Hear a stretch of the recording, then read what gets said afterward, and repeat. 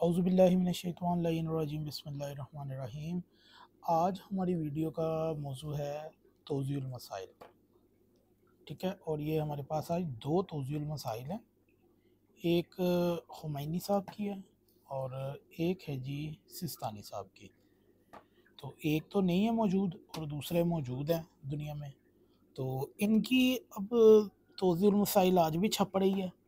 और इन्होंने क्या लिखा है, इनकी तौज़ीउल मसाइल के अहकाम तक़लीद में क्या मौजूद है, यानी कि मुज्तहिद की तक़लीद।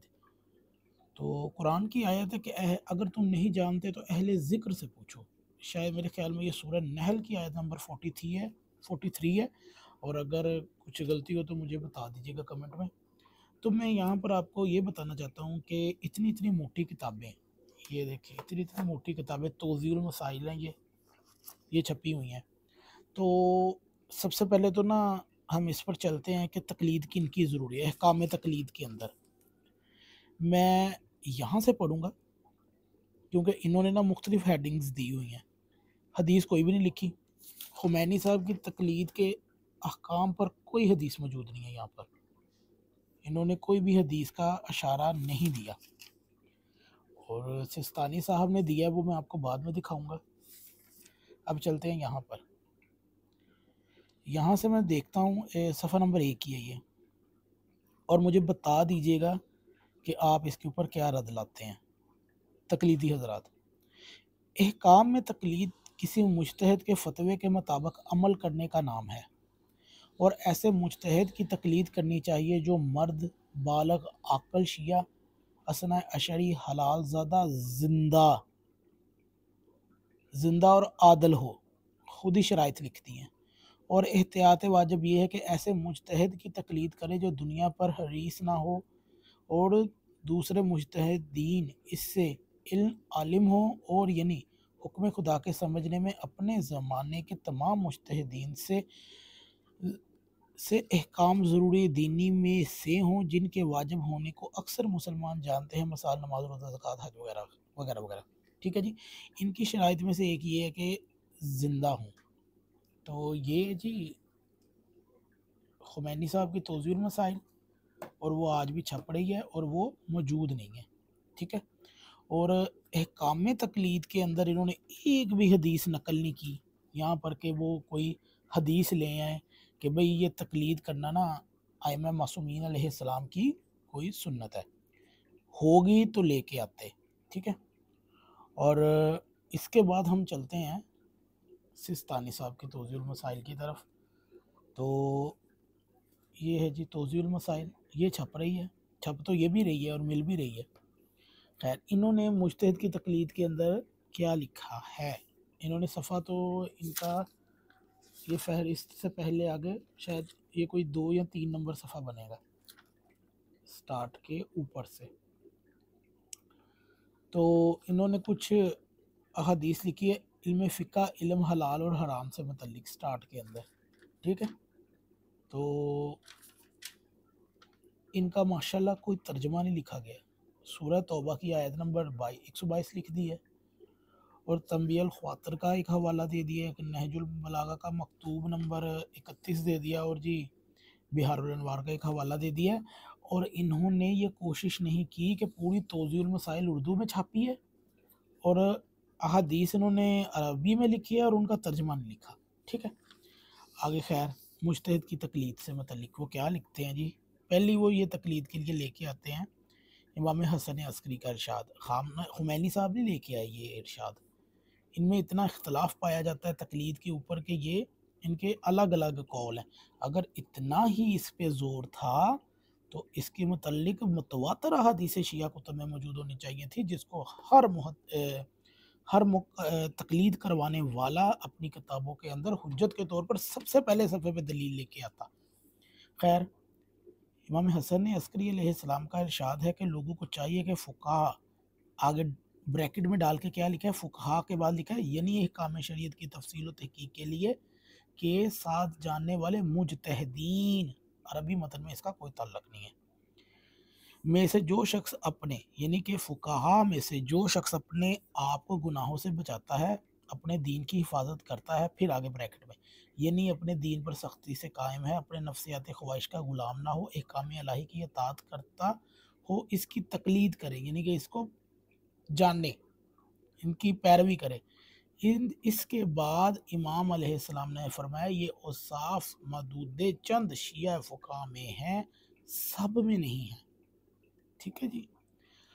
एहतजाज तबरसी जिल्द नंबर 2 सफ़ा नंबर 263 वो ये हदीस लेके आए हैं जिसके अंदर उन्होंने ब्रैकेट में खुद ब खुद ही मुजतहिदीन को डाल दिया है। अब कमालुद्दीन व तमामुन नेमा में शेख सद्दूक से वो क्या हदीस लेके आए हैं, गैबत कुबरा में के ज़माने में पेश आने वाले हालात के सिलसिले में हमारी हदीसों को बयान करने वाले रावियों की तरफ रजू करो। ऊपर हदीस लिखी है तकलीद से मतलब, नीचे अब खुद भी ले आए हैं जी कॉल, क्योंकि वो हमारी तरफ से तुम पर इसी तरह हुज्जत हैं जिस तरह हम अल्लाह की तरफ से हुज्जत हैं। ठीक है। अब मुझे ये तौज़ीउल मसाइल पढ़िए, मैं इधर से कोई भी एक सफ़ा खोल लेता हूँ, यहाँ पर सिर्फ फतवों के अलावा और कुछ भी नहीं है, आपको एक हदीस भी यहाँ पर नहीं मिलेगी। मैं अब एक और सफ़ा खोलता हूँ, यहाँ पर ये देखिए जी 244, अगर हर नमाज से पहले इस्तिहज़ा कसीरा का खून बंद हो जाए और दोबारा आ जाए तो हर नमाज के लिए गुस्ल करना ज़रूरी है। एक भी फतवे में हदीस मौजूद नहीं है कि कहाँ से इसे नकल किया गया है और उस हदीस की कितनी अहमियत है फ़िक़्हे अहले बैत में कुछ मालूम नहीं है। तो आगे हम चलते हैं जी। आइमा इकराम के मंदरजा वाला फरमूदात के पेश नज़र इन तमाम लोगों पर, वो देखे जी, मंदरजा वाला फरमूदात के पेश नज़र तमाम लोगों पर जो दर्जा एहतजाज पर फाइज नहीं है, अपने ज़माने के जामिअल शराइत मुजतहिद की तकलीद करना वाजिब है, क्योंकि इनके बगैर इनकी इबादत ऐसे तमाम अमाल जिनमें तकलीद ज़रूरी है बातिल हो जाते हैं। इससे मतलब कहाँ पर हदीस है?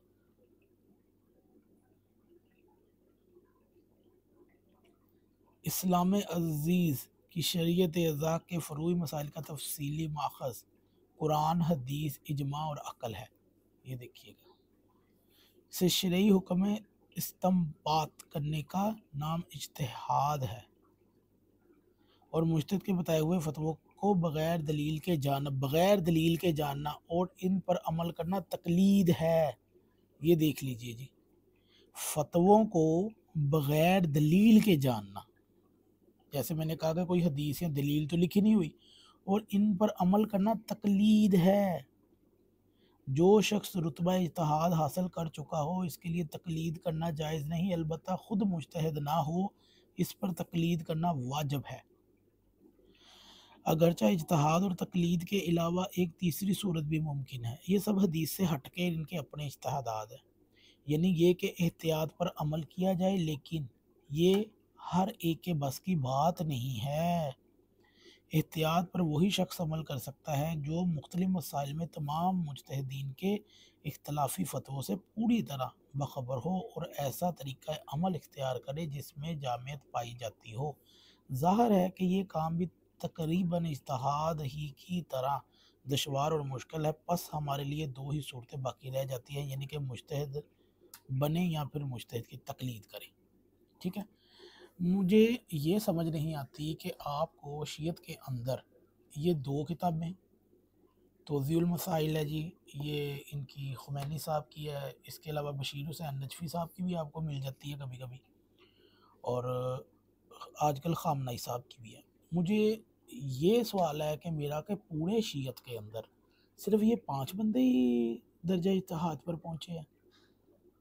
शिया हैं कहाँ पर पूरी दुनिया के अंदर कि जो सिर्फ यही लोग अभी तक दर्जा इत्तेहाद पर 5-7 की, या कोई 100 कर लो चलो, शायद मुझे मालूम ना हो और तौज़ील छपती हो, तो आप मुझे बताएं कि क्या बाकी मुज्तहिदीन नहीं है, वो फतवा जारी नहीं कर सकते सिर्फ इनकी? क्या कभी आपने ऐसा देखा है, अगर आप पाकिस्तान में रहते हैं तो किसी इलाके के अंदर कोई आज तक इतने शिया मौजूद हैं? वैसे तो ये लोग ज़ाकरीन पर और दूसरे लोगों पर इतराज़ करते हैं, चलिए उनकी जाहिलियत उनकी तरफ, आप मुझे ये बताएं कि जो उलमा इकराम मौजूद हैं, उनमें से आज तक कोई ऐसे पाकिस्तान के अंदर एक लेवल का मुजतहिद नहीं आप बना सके। पूरे पाकिस्तान में एक मुजतहिद नहीं है कि जो अपनी तोज़ील छाप सके और लोग उसके फतवे पर अमल कर सके। या फिर सिर्फ जो इनके पास सियासत है, इख्तियार है, ताकत है, सिर्फ उनकी तोज़ील मसाइल ही चलेगी शीयत पे। तो ये हमारे इतराज़ात हैं। अगर आपको ये वीडियो अच्छी लगी तो इसे ज़रूर शेयर कीजिएगा और कमेंट में ज़रूर बताइएगा कि आपको इससे क्या इख्तलाफ हो सकता है।